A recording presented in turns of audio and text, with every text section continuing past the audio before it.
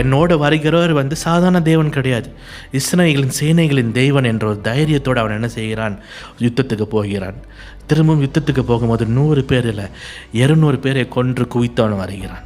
கடைசியில் அவன் உள்ளே வரும்போது மனுஷர்களுடைய முகத்தை நீங்கள் யோசித்து பார்க்க வேண்டும்.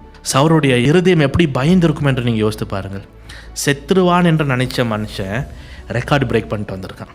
தாவீதுக்கு என்ன செய்கிறான் அந்த சவுல், வேறு வழி இல்லாமல் மீகாவை கட்டி கொடுக்கிறான், வேறு வழி இல்லாமல் அவனை உயர்த்துகிறான், வேறு வழி இல்லாமல் திரும்பவும் அவனுடைய மகாவீரன் என்ற ஒரு அந்த ஸ்தானத்தில் அவனை நிற்க வைக்கிறான். நீங்கள் யோசித்து பாருங்கள், அன்னைக்கு வரைக்கும் யோனாதான் 20 பேரை கொண்டான், மாவீரன். அதுக்கப்புறம் தாவீது 200 பேரை கொள்கிறான், மாவீரன்.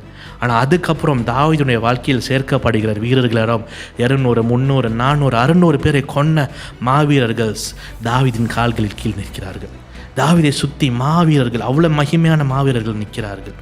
இன்றைக்கு உங்களுடைய வாழ்க்கையில் ஒரு கொடூரமான சிச்சுவேஷனில் இருக்கிறீங்களா? சத்ருவும் இந்த பயத்தோடு நிற்கிறீங்களா? தேவ ஆவியோடு நீங்கள் போகும்போது சவுலுடைய முகம் வாடினது போல் உங்களை விரோதிக்கிறவர்கள் மனிதர்களுடைய கூட முகம் மாறும்.